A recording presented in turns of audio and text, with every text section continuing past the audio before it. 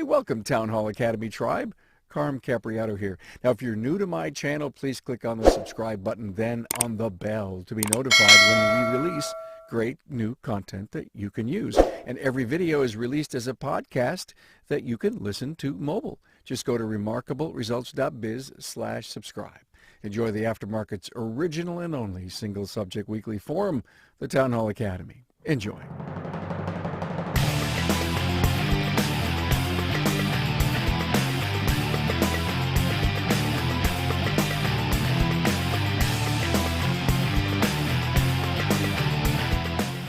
As we're talking the decade of the 80s, we do it every week right here, 12 noon Eastern and 9 a.m. Pacific. So much is going. I have to tell you, I'm going to tell you right away, right up front. We have pictures of these guys from the 80s, and I just can't wait to show them. And I don't know who that guy is with that mullet there, but we'll introduce him in a minute. Hey, what went on this week, guys, is today a great episode with Brian Walker released on SEO. You can delegate your SEO to people, but you still need to know what it's all about. Brian really helps you understand what's changing with Google and the algorithms and stuff. This past Tuesday, Dr. Dave Wyman was on about stress busters to deal with the emotional roller coaster that we're all experiencing with COVID-19, the pandemic, and the ups and downs of life. This is an episode that anybody can listen to, anyone in your family, any extended friends. You don't have to be in the automotive business to appreciate that. We also put out a great episode on apprentice stories. You know how big I am on apprenticing. It's big to me. It's one of the most important strategies we could all start working on is to grow our own. We've had great podcasts on apprenticing, but I decided to get two apprentices and a mentor on to share their story. And of course, we did Improving Workflow, which was Town Hall Academy 192 a couple of weeks ago. So that was a blast. If everything that these guys sent me that they want to talk about, we can actually get to. The only thing I could say is this, excuse me, is going to be a hoot. It's going to be a hoot. Hey, I want to thank two of my sponsors that make the Town Hall Academy actually happen for you each and every week. Shopware knows that. Shop Marketing Pros. Sorry about that. We'll cover Shopware in a sec. Your customers want to know. Want you to do what you're saying you're going to do when you talk about yourself in social media. It should be the same with your marketing company. Marketing Pros listens, they care, they respond quickly, and they do what they say they're going to do on the web at shopmarketingpros.com. And Shopware knows that now more than ever, you're focused on bringing cars through your bays safely and efficiently. Shopware Shop Management System offers a completely contactless workflow. Your customers can review, approve, and even pay for the repairs right from their smartphone. How cool is that? Request a demo at getshopware.com/carm. Hey, wow. We did the 70s a while back, and it was a blast. And then we did the 80s. And now we're doing the 80s today. And Kevin Eckler, at bottom right-hand corner, sent me a picture of him and what he looked like in the 80s. And that prompted me to ask all of my guests to give me their pictures of so the. So we have Kevin to blame. We have Kevin to blame for this. Yeah. And hey, I love it. We're starting to. Yeah. Hey guys, party on. Thank you, Lisa. Thank you, Lisa. Right? Did you give Kevin a shot before he got on? I was curious. Anyway, she got me all this stuff. Amazing. Where was I? You see, when you get to be as old as us or me, you forget. So we're going to show some pictures of everybody along the way and what we all look like, including me, in the 80s. Kevin Eckler is with us, along with his wife, Lisa, own foreign car specialists in Poughkeepsie, New York. You're onto your what number branch? We're acquiring our second at this point. That's what I heard. Great rumor mill.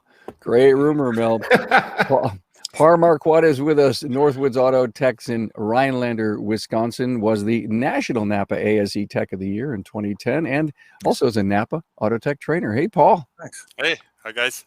Good to see you, man. Rich Falco, instructor at CTI, CarQuest Technical Institute. Hello, Rich. Rich Hello. had a mullet so unbelievable. And wait till we show you his mullet. No, And- that wasn't a mullet. Oh, It was all long. oh, you just pulled it back and it looked like I Yeah. got it. Okay. John Bridgewater is here from Wright's Automotive Service, San Leandro, California. And the only thing I could say about your picture, and we'll show it soon here, John, is that you were smoking more than Marlboros, it looked to me like. So I don't know if we can talk about that. I don't know. Well, look at guys, this is going to be a blast. Let me start out by showing Kevin's picture. He started this whole thing out. So here's Kevin and his mullet back from the 80s. Okay, so this is going to really charge us up, guys. Rich, or actually everybody, I mean, did most of you start as pump jockeys? Did that help introduce you to the automotive? Actually, kind of. Yeah. Yeah. Well, And, share a quick story. in New Jersey, you still can't pump your own gas. So, but back then it was like every car guy's first job was pumping gas, and I was pumping gas for Scrunchy Gas in Freehold, New Jersey, in 1984 or 85, and that was the first shop that I worked for way back when. And so you pump gas, and you eventually just groomed into the shop. I was working in the shop doing brakes and tune-ups before I had a driver's license. I think I was 14 or 15, and test driving customers' cars and doing things while I was in high school. Rich, any thoughts that you would be a CarQuest trainer today from way back then? Back then, probably not. But my father was an automotive instructor. And from day one, he said, "You don't want to be in this industry. You don't want to work on cars. Go teach. Go do something." And I didn't listen to him until about 5 or 6 years ago. Now he teaches cars. Yeah. Oh, that is really funny. So you were a little stubborn. Little bit. I opened my own shop for a while and enjoyed that for a good long time, and then sold it, moved to Florida, and tried to get out of the car business, but it just kept pulling me back in. So, so who I've else been around was it for a while. Thank you, Rich. Who else was a pump jockey? Paul? I started pumping gas in 1979 at the mobile gas station 4 blocks from the high school. And believe it or not, I am still in the same location. I've never moved. My running joke is I'm still working my high school job. Wow. Start pump gas, knew absolutely not a thing about cars. Wow. But kind of got groomed into starting out with oil changes, working on Saturdays, doing oil changes, and worked for the gentleman by the name of Vern for 11 years. And then eventually we bought him out in 1990 and never moved. So someday when I grow up, I'm going to figure out what it is I want to do for a living. But till this, I'll just, fix cars. I love that. When I grow up, and I say that a lot. I mean, that means you're so darn young at heart, and you just take life, as it comes at you.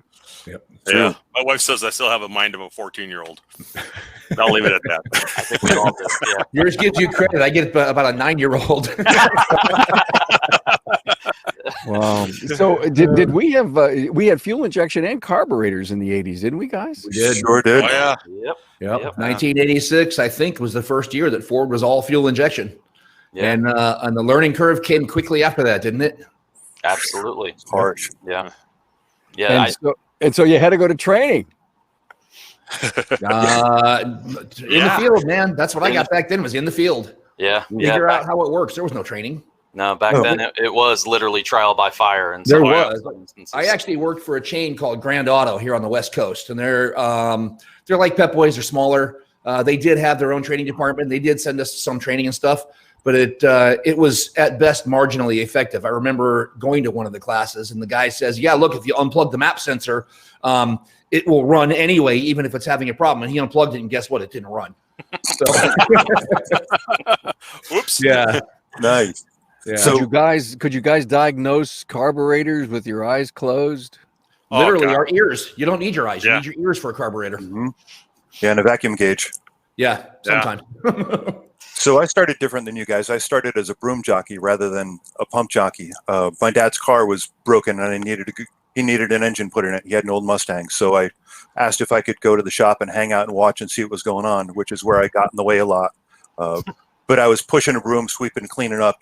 And it was a pair of brothers that had owned the shop. Their dad had it since 34 is when he started out. So they were kind enough to let me be in and get completely in the way a bunch of different times. So when I wasn't in the way, I was cleaning tools, putting things away, running things back and forth as they needed them. And the favorite spot in the shop was in front of this big old vise that was on the bench. And it was actually kind of comfortable there because of the years of the dirt grew shop muffins. They were probably about that thick. So I was like, how thick are these things? So I grabbed a scraper and I cleaned off a spot that was about 12 inches by 12 inches right in front of the vise. And then my boss walked over to see what I was doing, almost twisted his ankle, and he was like, "Congratulations, kid, you got a job." Walked over, got a scraper, and was like, "Here you go." And that's how I started into the business with scraping shop muffins. You know, when Kevin wrote that story to me, by the way, I want to let you know, everyone sent me some great talking points, and Kevin wrote a book.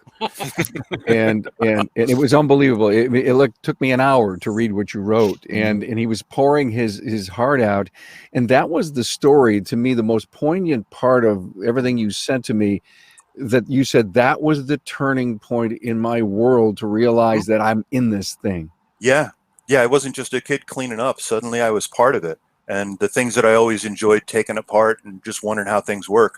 Suddenly I had two gentlemen that were very interested in not just teaching me to replace this, but look at it. Why did it fail? What was it? What did it do? And how are you going to change something to make it different? And Art and his brother were incredible. I could not have asked for better people to work for as my first man into the job in the first situation. They were the most nurturing, caring guys. They were relationship business before people talked about relationship businesses. They knew every customer's name. See, like, how are you going to fix that? We're falling apart here. they were just great. It wasn't just like, "Hey, kid, put this on." It was, "This is how you do it. This is why you do it. This is what we're changing. This is what we're going to do, and what we're doing it for." And it just created such a desire in me to know and to want to know. So rather than just being a grumpy old bunch of cusses that yelled at me, they were really instrumental. They were more like great father figures. And that just drove a hunger in me to know. Let's talk about.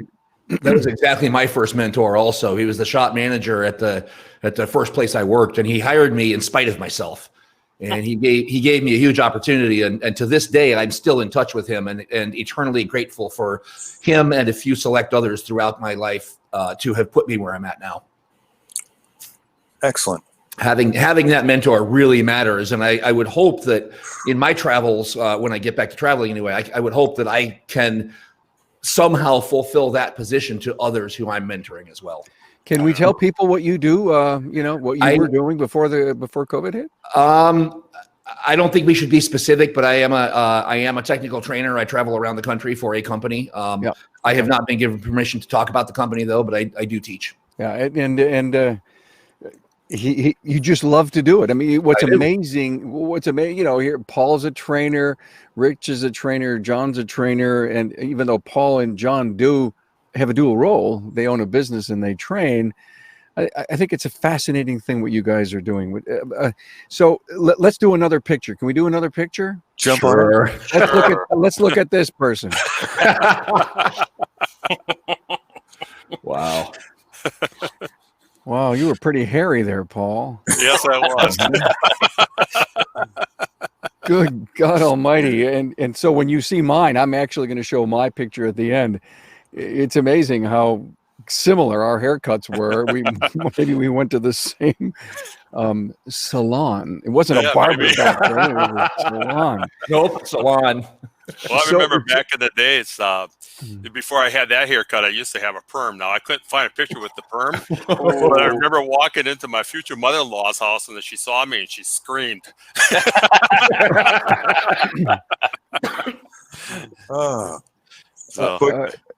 It's amazing when you think about how many lives you touch, and you never even know it. Just to go back to the mentoring thing. Oh, The yeah. gentleman I worked for probably has no idea where I am in life or where we have gone. And same with you guys, people you've touched through your career just by being kind and showing them something and inspiring them. Mm-hmm. It's unbelievable to think of where these people could go. And in the moment when you have time to talk to somebody versus just a little too busy, you're guiding somebody's future without really even knowing it.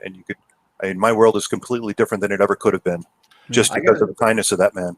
I got a story about that actually. On the other side, I was the giver, and this other guy was the receiver. We were in a very small class somewhere in the middle of the country. There was like 6 of us in the class, and I started talking about some leadership and management stuff because I typically get off on small tangents, and then we come back. And this guy heard what I said, and he took it and ran. And now I talk to him daily, often, not daily, but often on Facebook. And this guy has just turned his whole life around from 3 sentences that I said in a class one time. Wow. It's just incredible to see that. Very cool. That is cool. Awesome. Yeah, I have a young kid with us that his high school required him to do a 2-week internship program, so I offered him an internship, and he now works for me full time. He's just the inspiration to see this kid jump into stuff, the way he loves it, the passion that you can see and feel in it, the way that he just wants to understand it and do it is amazing. It's not like he's doing it because it's a job and it's what he has to do, but he wants to learn, he wants to know because he loves it. And we're able to kind of build that spark into a big roaring flame inside of him, which is incredible. Wow, how cool is that? And you know what? There's an awful lot of joy in mentoring. Lisa gave us a secret. Kevin will never tell you that he graduated at the top of his class at RITI, Rhode Island Technical Institute. Well, congratulations for that. Thank you. Wow, and you did the dealership thing, Kevin, and you thought you were on the top of your world. Oh, no doubt. The dealership thing was a blast. I left technical school and I got an offer to work at a Toyota dealership, and I thought this is the coolest thing ever, because back then the dealer was the mecca. You know, the shop that I was at was great, and I think that Art had designs for me to take the shop over, and I had no idea, and I hadn't thought in that way. I thought that the dealership is where I wanted to be, and it was great. The camaraderie that was there, he built great friendships. Like I had said, the service manager looked like he was straight out of Boogie Nights. It was just it was So do you. Yeah. It was a great place to learn. It was just a lot of fun. It was a blast. And what changed for me there was we had a change of ownership in the dealership, and suddenly it went from a really fun place to suddenly became really not fun at all. At which point I left, and I went to a Porsche, Audi, Volkswagen dealership, and you can see Porsches are still breaking. Even now.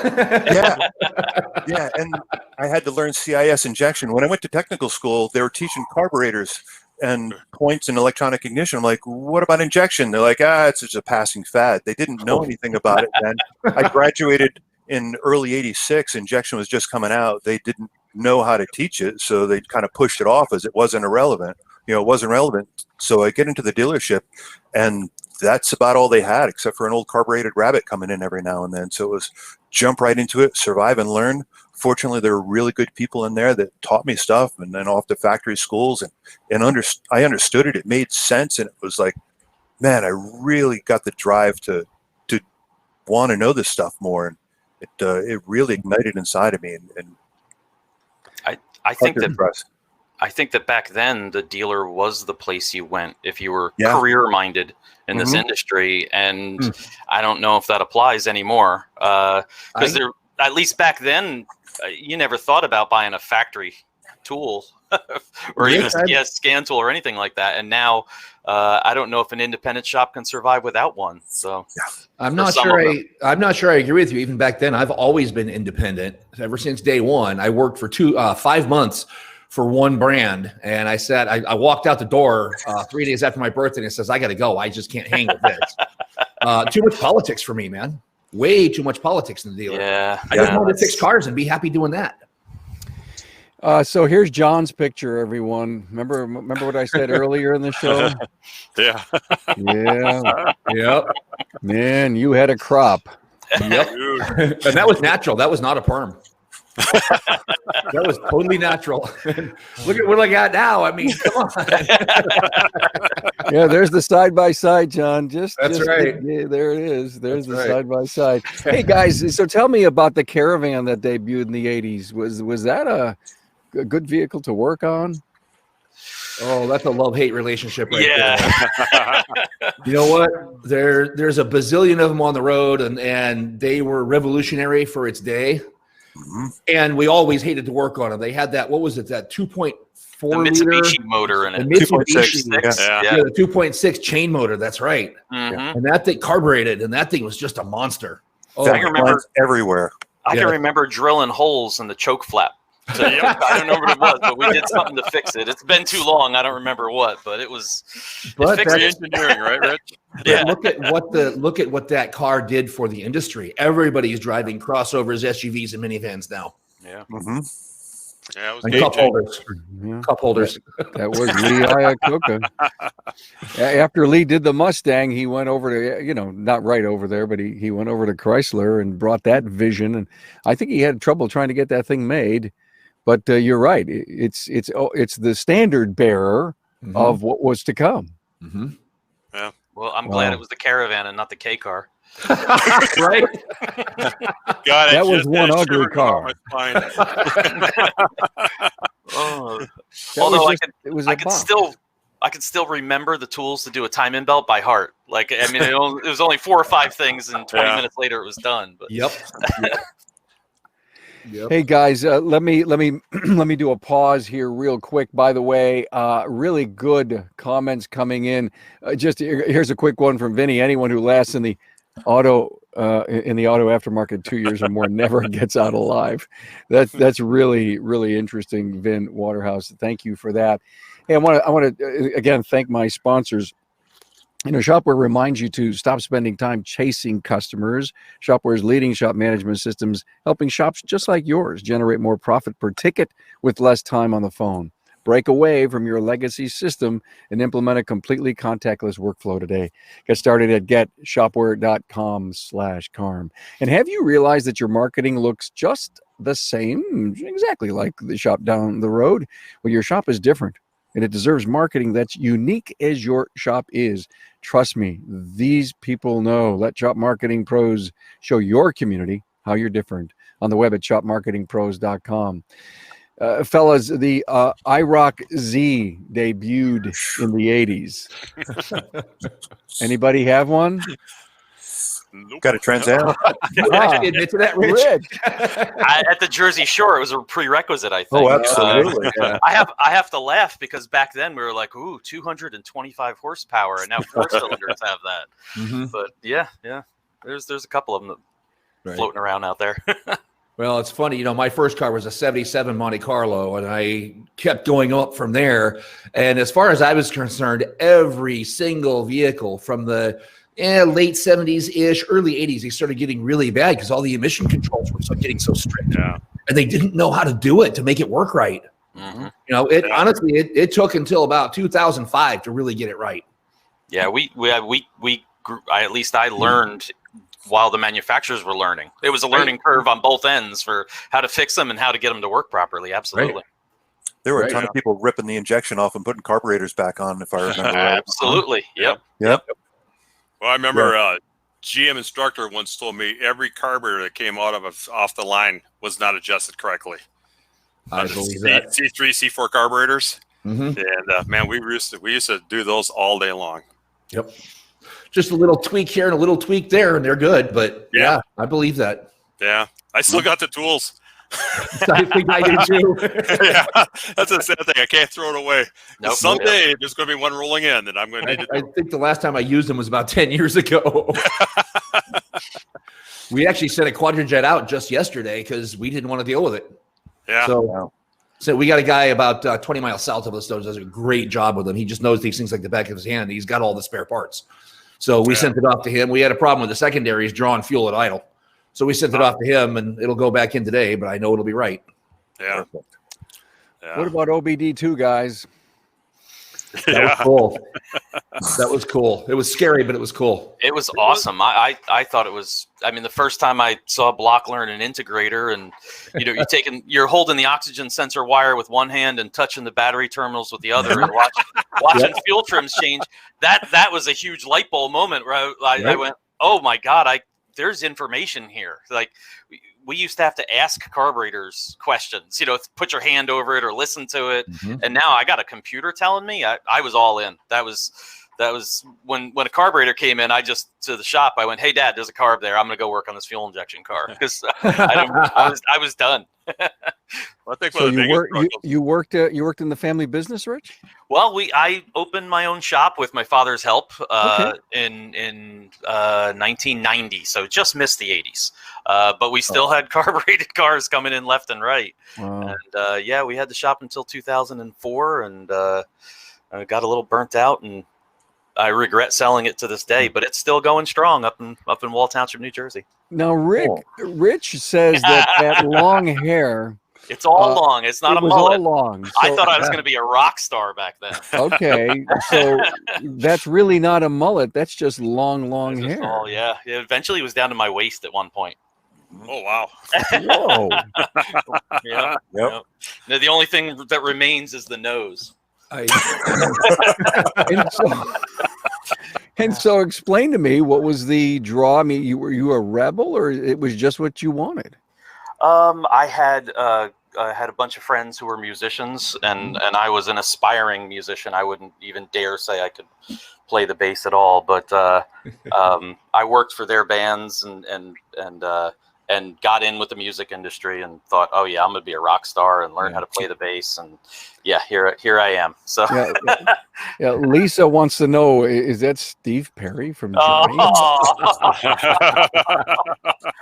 Honest to God, I mean, that you're right, Lisa. I think Lisa's right. Everything but the voice. Yeah.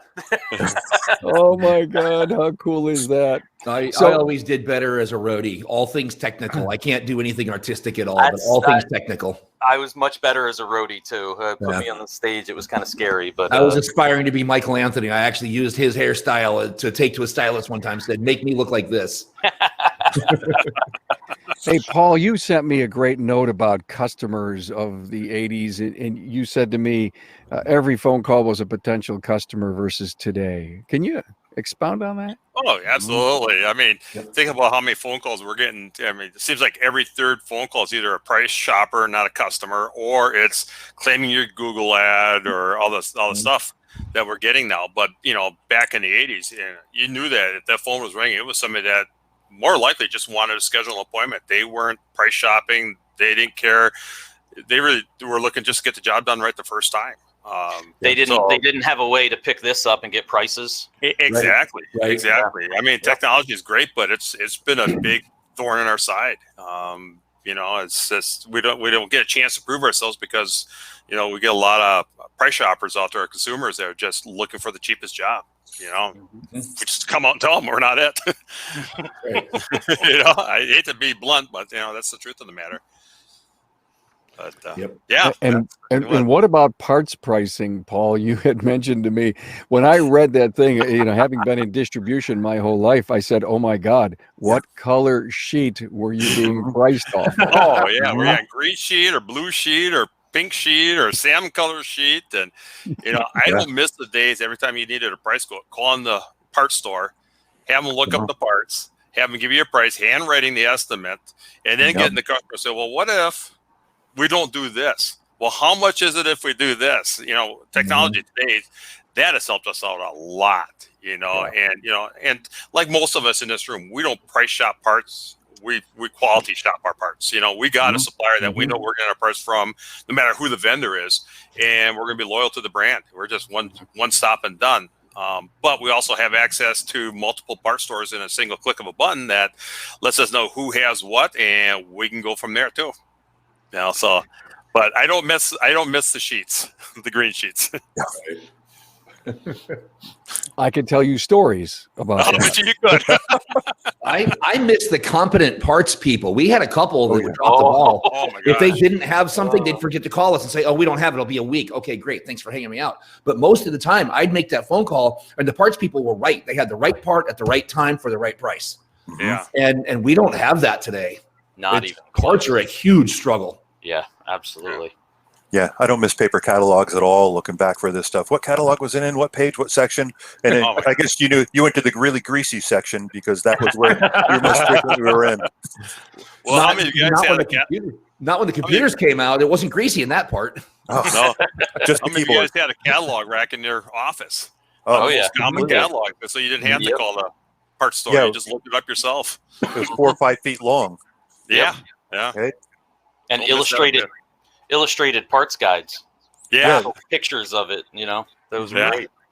yeah. What about yeah. the manuals, the wiring diagrams, and the motor manuals back then? They weren't on CD-ROM yet, were they? No, I have to laugh because in the 70s episode they were talking about using tracing paper Oh. over it, Yeah. and I'm thinking to myself, well, I never used tracing paper, but I can remember highlighting one and then getting yelled at, and then from then on it was pushing it into a copy machine to make a copy, so then I could highlight on it. There you go. Yeah. Your vacuum diagrams, because the vacuum diagrams yeah. never looked the same on the picture as they looked in the car. And if you worked on any Japanese stuff, God, there were like, I don't know, 85, 90 feet worth of vacuum lines in there. They're all like right here. Right. Yeah. Those early Hondas were just Oh yeah, brutal. carb Honda. Oh, dude.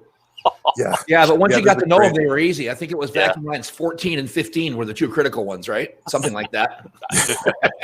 I blocked that from my brain. Maybe a wise move. Yes. Yeah, or somebody was tricky and they put like a BB inside the vacuum line and then Uh-huh. put it back together so you didn't know it was there. And you're going, this thermal sensor isn't working because the vacuum signal doesn't change when it warms. And someone was like, well, just stick that in there. Yeah. Yeah, thanks, EGR fellas. belts. Mhm. Yeah. Don't miss that. No. No. The first computerized catalog I had of any sort for it was all data, and it was on an Apple II in 1993. And they used to Yeah. send All you that, a everything disc. was catalog paper. Yeah, I And yeah, remember they would sticking send the out- discs in them. Yeah, we had to put the discs in, and it was 3.5-inch floppies. Yeah. And that system was what, Was that the one with the thermal- 25,000 back then? It was Thermal 23 or printer. 25,000. It was Yeah. ridiculously Yeah. expensive. Right. Yeah, I had that one too with a thermal printer, and you had to buy Oh, the yeah. paper, and, Yep. and it was Yeah. not cheap. Nope. No, not at all. Not at all. No. And I'm having so much fun, guys. Just keep going. people these days. Yeah, People we'll talk these to you days later, complain Carl. about tooling. How much is a Kevin? You do European. What do you pay for a Voss for Volkswagen? That's 20 grand or something. Yeah, God, it's expensive. The subscriptions are crazy for what you Well- need for the information now. Well, let's back up to our previous conversation. How much was that all data device back in 1994? Yeah, I think it was 23 grand. 'Cause Okay, so we comparatively, bought one back then. comparatively, 20 grand is a whole lot less money than 23 grand was back then. So, are our tools really that expensive today? Price comparatively, no. It's just still, I guess, being old, that number still sits in my brain. It's still a sticker shock. Yes. So like 20 grand, oh my God. And Well. then you look back at it. Yeah, I guess if you took that and you invested it in, how much would you have made on that 23 grand if you put it into a good market or had it with a good investor? What it would be worth today? But as a kid, we didn't think that. We took our paycheck and went, race car, race car, race car. At the end of the week, you bought lunch and you built a race car, and you were That's always, right. at least I was always broke. I was building something fun, but always broke. You were a motorhead, Kevin, big time in racing. Oh God, I was out of control. Yeah, we were we were great friends in the shop and highly competitive, and we were all building pieces of junk to try to beat each other on the street. Every paycheck went into building something that something might have fallen off on, or it may have looked out of control. But God, I had a friend who had a 70 AMC Rebel machine that was just ungodly fast back then. The thing was pure evil, and he inspired us to all to try to compete and keep up with him. Wow. So we'd work on cars all day, and then all night long we're working on our own pieces of junk, and it just had tons of energy for it, and every dollar went into it. God, I wish I had that energy now. At the end of the day, I'm like, ah. But it'd be the end of the day, and I'd spend another 5-6 hours either hanging out at a fabrication shop, learning how to. I had a friend who had a fabrication shop. I'd go work my full day at work, and then I'd go hang out at the fabrication shop. And this guy was on the early edge of building the pro street cars. He built front engine dragsters for a friend of mine. My friend's dad from King and Marshall used to race front engine dragsters. His dad had a caster wheel on top of his roll cage because more than one time he hooked off the line and flipped that thing up and over backwards. So that was a joke with a caster wheel on top of the cage. But George taught me how to look at stuff and not just see what was there, but see the vision of what you could make, what could be, envision how to achieve that point that you could see. I've been around people that just inspired me to think in different ways, not just like, here's the box, here's the book, here's what you do, but to use your mind, see the resources, see what's available, and think outside of that. And then to be able to put it together and to see what it looks like as a finished product is just, as a young guy, that just drove me to do crazy things that I never would have thought of. And then you amaze yourself that it actually worked. I really got it done. And they just go further and further. So yeah, we street raced. I got out of the street racing when the cars were running deep into the tens on the street. It started getting really expensive. Wow. And then I stopped, and my buddies now run, I don't know, low eights. They roll around in stuff that just shakes the ground in ungodly power, which is impressive. We'll all get out to look at, but I've got a really nice house. They've got a really nice race car. Hey guys, I want to hit a question, maybe a comment that Hans Jorgensen said about tech pay versus door rate back then. And one of you brought up a point, starting wages back in the 80s, and a few of the starting wages still today. Who wants to take that? I'll if you don't mind, I'll take that. I was in high school working at a shop, making $10 an hour. And, all my friends are working at McDonald's, flipping burgers, making $5 an hour. I thought, well, that's awesome. And then a shop down the street offered me $14 an hour. And I thought, oh, I'm rich. This is awesome. Look at you go. Yeah. And that was 1986. I have a tech I lived in the wrong area.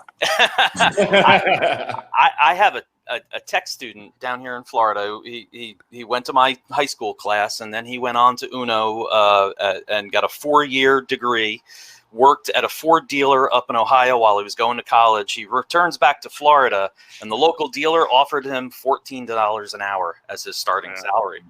And this kid is a diehard Ford fanatic. It's all he would, if he gotten in a dealer, he would have worked the rest of his life there and been happy. And that pay turned him off. He's working for a forklift company making twice that, full benefits, weekends off. Everybody's complaining about this tech shortage, and you can talk benefits in the industry and millennials, whatever you want, but if we're not paying them, they're not coming. It doesn't matter. They have to. I made $3.35 an hour when I started, and when I elevated to the point of the Porsche dealership, I fought for $8.50 an hour at the Porsche dealership. So it was 88, and I'm making $8.50 an hour driving cars that cost more than my dad's house. I'm tooling around in a 930 Cabrio as a young kid, thinking, "This is great." Of course, there was no cameras to take selfies with to send to your buddies. You were just out there doing it. But what was the labor rate back then? $72 an hour. Yeah, and I was making $8.50, and it was a fight to get that. When I bought my shop in 1990, I think I was making about $12 an hour, and our labor rate was about $33 an hour. Yeah. Second shop I worked at, he kept changing pay plans, but one of the plans he had me on was 50% of labor and 10% of parts, which is pretty generous. Yeah, unless you figured that the shop wasn't doing anything. he made all of his money in a C-Mart. He had a gas station. He had 2 different gas stations, and he made all of his money in the C-Mart. So the back shop was just, whatever, it was play money, something. I don't know. Yeah, the $3.35 an hour, the shop was charging $32 an hour. That was in 82. Yeah. Okay. Facebook comment, amen, guys. Exactly. Don't make your staff suffer the same struggles we did with low wages. Thank you, Andrew. I think Andrew hangs out here with us almost all the time. Hey, guys, one more stop for our great sponsors here for the show. Shopware wants you to wow your customers, and while keeping your distance, even while staying 6 feet apart. Shopware's innovative technology will help you move cars through safely and efficiently. Completely digital workflow allows customers to review, approve, and pay for the repairs all in one place. Request a demo at getshopware.com. And I see I kept Robert Kennedy's thing up there. Are you tired of your cookie cutter website? Well, is it bringing you new clients? If not, let our friends at Shop Marketing Pros create a website that's as unique as your shop. Go to shopmarketingpros.com. Let me get that thing off for Robert, and let's go back to the show here, guys. Can I show my picture from 1987? Please do. Here's I me. can't wait. Here's me, 1987. I'm telling you, that's Randy from South Park. Oh my God! Well, that looks that's, that's mature Steve Perry. that's son Matthew, and that's me in '87. In fact, when I was going through the pictures, I looked at it and I didn't even recognize myself. Wow. And although that was one of my favorite shirts that I think I wore during that whole summer, it finally clicked on me, and I said, I can't believe I wore my hair like that, just like Paul's. Just like We were styling back then, Carm. Yeah, we were on the edge, man. Yeah. We were doing what we had to do. Hey guys, this has been great, and I just want to keep going with this. We're not ending in any way. Pontiac Fiero came out that year. Was that? Ooh, what? Ooh. I owned 3 of them at the same time, all 1984s. I actually grew to love that car. I Really? always wanted an 88 GT, never got one, but I actually grew to love that car. Wow. I feel like they finally got them right and then stopped making them. Well, yeah. Yeah, just like anything else. They refine it and then put it away. Yeah, They were way too light in the front. One of the and way things too hot in the back. Rich, you sent me a note and you said, hey, when you did the 70s show, maybe it was 8 weeks ago, 7 weeks ago, and we're going to do a 90s and in the year 2000. But you had mentioned that it was Mitch Snyder who said, wear gloves, and he says, I wish we all knew that we should be wearing gloves back in the 70s. And that comment impacted you. Yeah, because I mean, thanks to the pandemic, I'm back in a shop and my knees and back are feeling everything I did in the 80s. It's every single time I pick up a tire or pick up a brake drum, I think to myself, oh, there's that transmission and transfer case that I took out with my bare hands, on my Mac. So the advice to the younger guys is don't just protect your hands with gloves, protect your body, lift properly, take care of yourself, because this industry will beat you up and you'll be paying for it. Don't be a hero. Yeah, exactly. There's a trans jack for a reason. It's you're not impressing anybody by yanking that thing out by hand, and you're certainly not saving yourself any money if you think I'll just flat rate it and yank it out. No, just do it right. Save yourself. Yeah, the $100,000 in hospital bills 30 years later is no fun. Exactly. Yes, exactly. Needles in your back are no fun. That's right. Recovery is a lot slower too. Mm-hmm. Yeah. Oh, absolutely. Yeah, tell me. And hearing protection. What? Hearing, exactly. I'm on my guys all the time. Now everybody's getting used to putting hearing protection on, but boy, I wish I would have worn it using the impacts. Oh, completely. Yeah, that was good times, man. And you're right that we didn't care. We just dive in and do it. Oh yeah. Hands in the carb dip, no problem. Oh yeah. Oh, absolutely. Until your fingers were tingling. I yeah, exactly. That stuff hurt a little while later. Yep. Your hands go tingly. You're like, okay. How many times did you guys have a car on the rack all the way up and you just jumped out? Yeah. Oh, absolutely. Oh, yeah. Don't let it down. I'll just jump out real quick. Yeah. Yep. No, God, if I did it now, you'd be picking me up. Mm-hmm. Yep. Absolutely. Yep. Hey guys, let's kind of try to put a bow around this. I do want you to, have a final comment with me, and another thought. I don't know if maybe we have time to get to it. Is your favorite movie or favorite group as you were growing up in the 80s? Also, I'd love to know, did you start your family? Were you guys married then? A little bit more behind the scenes stuff as I show our final picture, our group shot here of everybody together. Long-haired Rich, Crazy John, Mullet Kevin, and my brother Paul. There's my. If you can see, we have almost the same haircut going there. So, Rich, let me help take us out. Any final thoughts? Married, movies, music, career.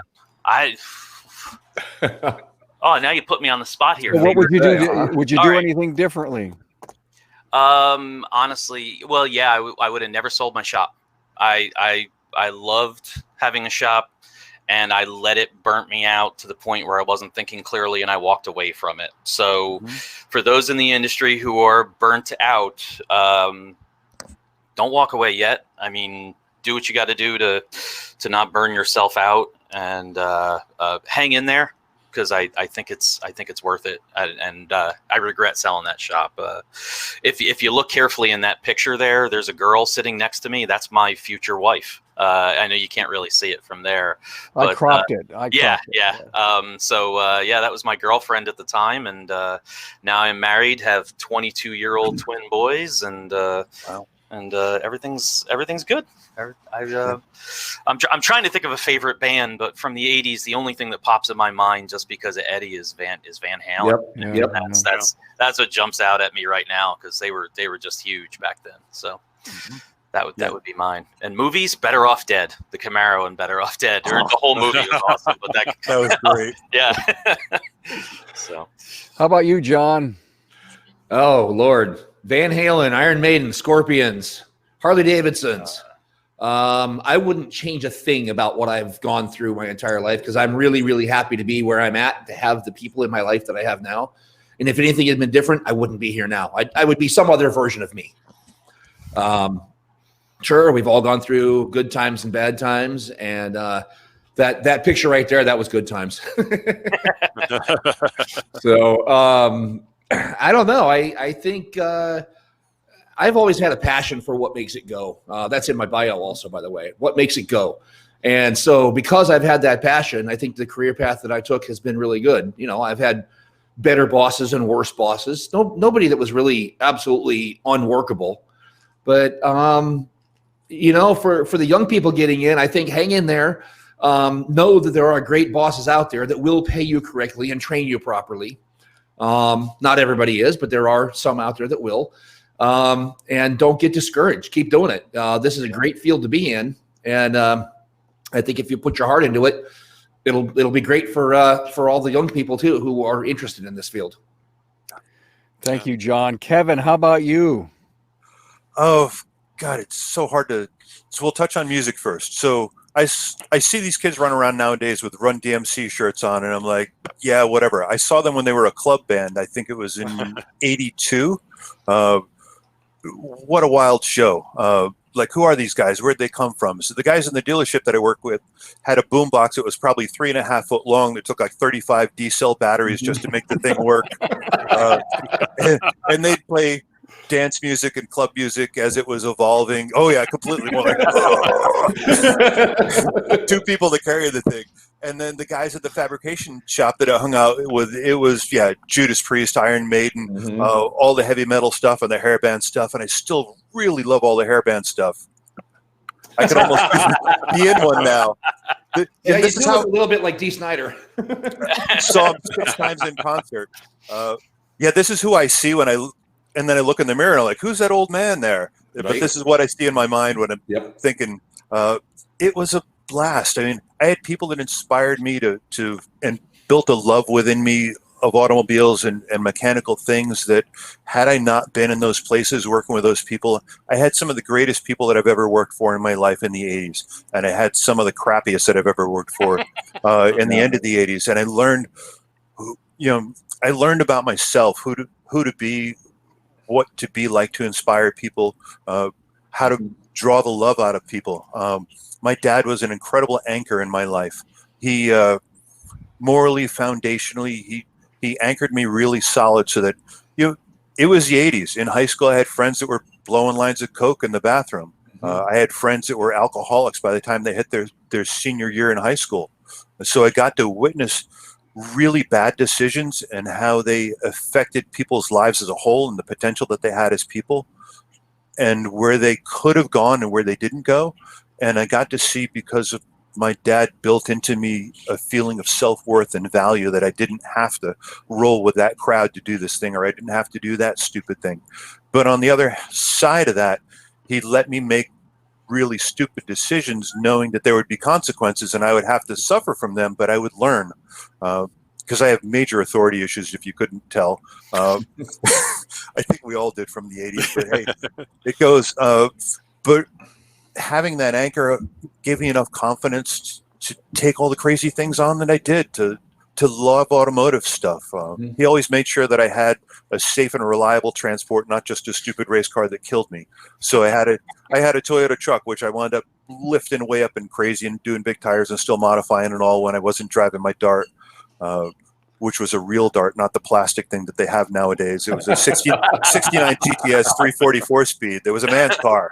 Yeah, so the 80s were great. They were inspirational. They helped me learn about myself. They helped me have confidence in who I was, what I could learn as technology changed. I had people encourage me to learn the technology, and I saw the ability to grasp it and grow. So it wasn't like there was this new thing and it was unachievable. It was there's this new thing, and if you put yourself into it, you can figure it out. So from that point, there's nothing really that's coming along in our field that I go, God, that is beyond me. It built the value inside of me that whatever is coming, I can roll with the changes. I have the ability to do it. I think that going from carburetors to fuel injection to ABS brakes to airbags, to all of that stuff, we heard those warnings of how are you going to handle this technology? Completely. And now we're hearing that about some of the newer stuff coming out, and I'm like, we'll figure it out.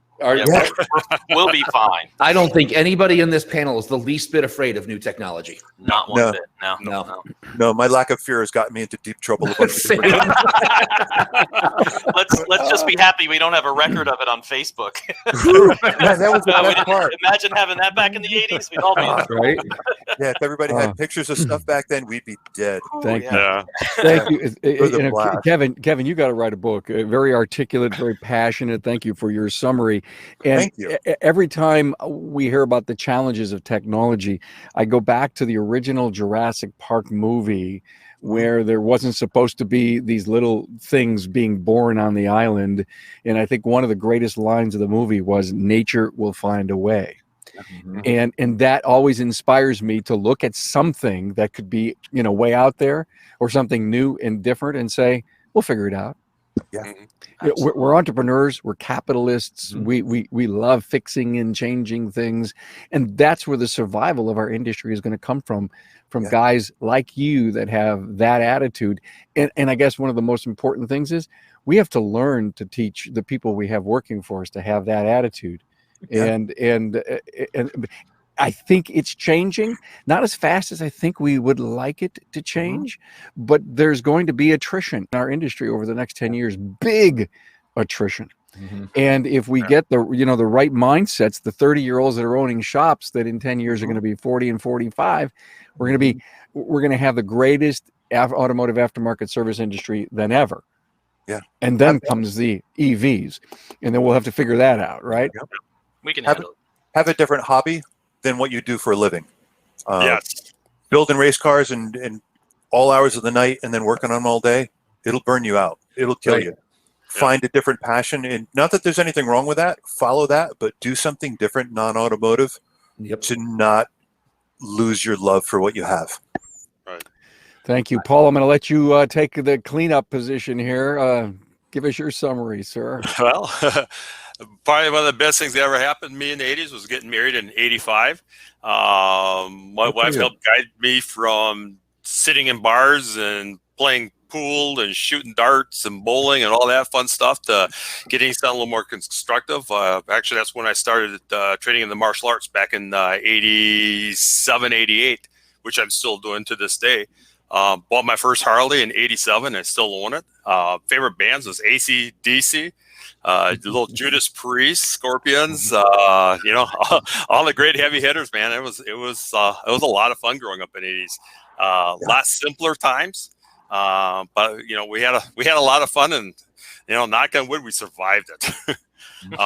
But in summary, what you guys all said, I mean, my boss Vern, he took me on as a mentor. He was my mentor growing up into this industry. I was really close to abandoning this position. I never thought that this is something I wanted to do, but man, this industry just grows on you. And like Vin Waterhouse said a little earlier, once you're in there, once you get your 2 years in, you're hooked for life. You can't get out. That's right. And I wouldn't want to get out. I mean, I've always talked that if I sold my shop tomorrow, I'd be doing something and it'd be in the automotive industry. It's just a great times. 80s were a great time. Learned a lot back then and got a lot to learn now. There's a lot of that going on, Paul, where guys are moving on to a second part of their long and storied career. Hey, guys, thank you so much. Kevin Eckler, foreign car specialist, Poughkeepsie, New York. He's in the center of this picture. Paul Marquardt, Northwoods Auto Techs, Rhinelander, Wisconsin. He's in the bottom right of the picture. And Rich Falco, instructor at CTI, he's in the upper left of that picture. And then, of course, Crazy John Bridgewater from Wright's Automotive Service, San Leandro, California. And there's me in the top right corner in 87, guys. Hey, it was I still great. think you had the best looking haircut. Did I have the best looking haircut? Oh, good. Well, I won something today. How cool. There you go. No offense, Thank guys. you, guys. Thank you so much. I can't tell you this was Thank you. awesome. Thanks, Carm. Appreciate it. Have a great weekend. Carm, Absolutely a yeah, blast. thanks.